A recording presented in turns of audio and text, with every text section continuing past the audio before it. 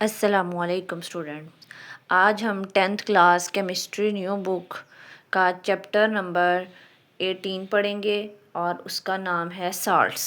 ठीक है, तो हमारा सबसे पहला टॉपिक है arrangement of ions in salts. ठीक है, तो साल्ट्स होते क्या हैं? साल्ट्स आयोनिक कंपाउंड्स होते हैं। साल्ट्स क्या होते हैं? Ionic compounds. जैसे हम प्रोसीड करते हैं फिर हम देखते हैं कि आयोनिक कंपाउंड्स क्या होते हैं। तो सबसे पहले है कि साल्ट्स बनते कैसे हैं। How salts are formed when acids neutralize bases और अल्कलीज, मतलब वो बेस जो कि पानी में सोलबल हो सकती है उसको हम अल्कलीज बोलेंगे। ठीक है, तो अगर तो ये एक्वस है और पानी में सोलबल है तो ये अल्कली भी है। ठीक है, इसको हम बेस भी बोल सकते हैं, इसको हम अल्कली भी बोल सकते हैं। जब एसिड जो हैं वो बेस को न्यूट्रलाइज करते हैं, मतलब ये एक दूसरे के असर को जब ख़त्म कर देते हैं तो as a result NaCl salt बनता है। और आपने ये चीज़ पढ़ी हुई है कि हाइड्रोजन की जगह किस चीज़ की रिप्लेसमेंट होगी? मेटल की होगी। तो यहाँ पे हाइड्रोजन की जगह पे मेटल सोडियम आ गया और ये H2O बन गया, पानी बन गया। और ये रिएक्शन न्यूट्रलाइजेशन रिएक्शन कहलाता है। क्यों न्यूट्रलाइजेशन कहलाता है? क्योंकि एसिड और बेस दोनों एक दूसरे के असर को न्यूट्रलाइज कर देते हैं, ख़त्म कर देते हैं। इसकी एक एग्जांपल ले लेते हैं हम।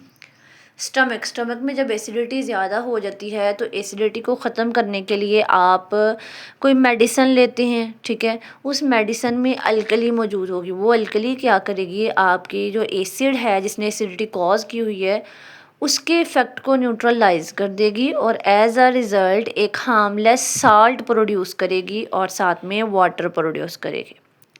तो ये रिएक्शन होता है न्यूट्रलाइजेशन रिएक्शन। अब इसमें ये NaCl क्या है? ये एक साल्ट है। अब हमें देखना है साल्ट क्या है। साल्ट एक केमिकल कम्बिनेशन होता है पॉजिटिव और नेगेटिव आयंस का। तो जैसे देखिए हमारे पास NaCl है। NaCl जो है वो Na+ से बना हुआ है और Na+ क्या है? पॉजिटिव आयन है। पॉजिटिव आयंस को हम कैटाइन बोलते हैं। और क्लोराइड आयन Cl- एनाइन है और एनाइंस जो होते हैं उनके ऊपर नेगेटिव चार्ज होता है। तो NaCl हमारी एग्जांपल थी। NaCl is made up of positive ion and negative ion. ये दोनों अपोजिटली चार्ज आयन्स हैं, मतलब एक के ऊपर पॉजिटिव है दूसरे के ऊपर नेगेटिव है। These oppositely charged ions are bonded together by electrostatic force of attraction.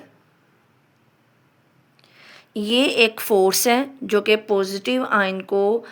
Positive ion और नेगेटिव आयन्स एक दूसरे को अट्रैक्ट कर रहे होते हैं। तो इस अट्रैक्शन को कहते हैं इलेक्ट्रोस्टैटिक फोर्सेस ऑफ अट्रैक्शन। आप इमेजिन कर सकते हैं टू मैग्नेट्स, एक का पोल नॉर्थ है और दूसरे का पोल जो है वो साउथ है, दोनों एक दूसरे को अट्रैक्ट करते हैं। इसी तरह Na+Cl- को अट्रैक्ट करते हैं और Cl- Na+ को अट्रैक्ट करते हैं। अब हमने इनकी स्ट्रेंथ देखनी है कि on which factors the strength of electrostatic forces of attraction depends. क्या मतलब ऐसे कौन से दो अनासर हैं जिन पर इलेक्ट्रोस्टैटिक फोर्सेस ऑफ अट्रैक्शन की ताकत जो है, स्ट्रेंथ जो है वो डिपेंड करती है। तो यहाँ पे दो फैक्टर्स हैं। First one is magnitude of charge. Magnitude of charge का मतलब ये है कि जितना ज़्यादा चार्ज होगा उतनी ही ज़्यादा अट्रैक्शन होगी। जैसे हम एग्जांपल ले लेते हैं Na+, ठीक है, तो इसके ऊपर +1 चार्ज है। एज़ कम्पेयर्ड कैल्शियम इसके ऊपर +2 चार्ज है। ठीक है, तो कैल्शियम जो है वो क्लोराइड आयंस को अपनी तरफ ज़्यादा अट्रैक्ट करेगा as compare to sodium ions. ठीक है, तो कैल्शियम क्यों अपनी तरफ ज़्यादा अट्रैक्ट करेगा? क्योंकि कैल्शियम के ऊपर चार्ज क्या है? ज़्यादा है। और दूसरा factor distance between ions. Ions के दरमियान में जितना ज़्यादा कम डिस्टेंस होगा अट्रैक्शन उतनी ही स्ट्रॉन्गर होगी। आप इमेजिन करें ना कि दो स्टूडेंट्स हैं वो साथ साथ बैठे हैं, तो उनके दरमियान में अट्रैक्शन ज़्यादा होगी या वो दो स्टूडेंट्स जो कि दूर दूर बैठे हैं? तो ऑब्वियसली जो करीब बैठे हैं उनमें अट्रैक्शन क्या होगी? ज़्यादा होगी। नेक्स्ट है जी क्रिस्टल लैटिस। अब क्या करते हैं ये अपोजिटली चार्ज आयंस, कौन कौन से अपोजिटली चार्ज? पॉजिटिव और नेगेटिव, अपने आप को अरेंज करते हैं एक रेगुलर और रिपीटिंग मैनर में, पैटर्न में, और एक नेटवर्क 3 डायमेंशनल स्ट्रक्चर बनाते हैं। तो स्टूडेंट्स अब यहाँ पे रिपीटिंग पैटर्न क्या है? रिपीटिंग जैसे आप देख लें कि ब्रिक्स है, एक वाल है, वाल में ब्रिक्स जो हैं उन्होंने आपस में अरेंजमेंट की हुई है। तो अगर मैं आपको यहाँ पे एक छोटी सी स्ट्रक्चर बना लूँ, उससे हो सकता है आपको समझ आ जाए रेगुलर और रिपीटिंग पैटर्न में। तो ये देखें,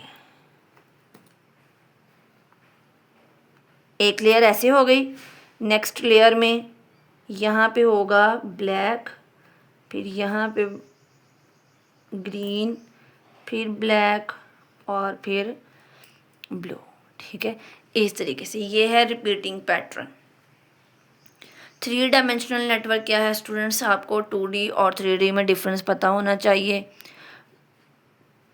2D क्या है, जैसे एक स्क्वायर है, ये एक 2D है, लेकिन 3D क्या है, जब क्यूब बन जाता है तो वो 3 डायमेंशनल होता है, मतलब उसके 6 फेसेस होते हैं। आप लूडो डाइस ले लें, लूडो डाइस के कितने फेसेस होते हैं, 6 फेसेस होते हैं। उसके बाद जो स्टूडेंट्स आजकल क्यूब यूज़ कर रहे हैं खेलने के लिए, उसके भी 6 फेसेस होते हैं, वो डिफरेंट, उनके ऊपर कलर्स होते हैं, कलर्स को मैच करना होता है, अलाइन करना होता है। ठीक है, तो उसके भी कितने फेसेस होते हैं, 6 फेसेस होते हैं। इस 3 डायमेंशनल नेटवर्क को बोलते हैं क्रिस्टल लैटिस, और ये रिपीटिंग अरेंजमेंट एक्सटेंड होता है लेंथ, विड्थ और हाइट।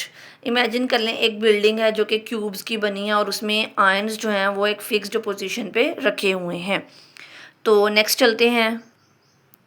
तो आयनिक कंपाउंड्स की जितनी भी प्रॉपर्टीज़ होती हैं वो इस ऑर्डर्ड स्ट्रक्चर की वजह से होते हैं, क्योंकि यहाँ पे आयन्स जो हैं वो बहुत नीटली अरेंज है। ठीक है, और आयनिक कंपाउंड्स की कुछ प्रॉपर्टीज़ मैंने यहाँ पे डिस्कस की हैं, जैसे कि साल्ट हार्ड होते हैं, इनका मेल्टिंग पॉइंट बहुत ज़्यादा हाई होता है और ये क्रिस्टल्स बनाते हैं।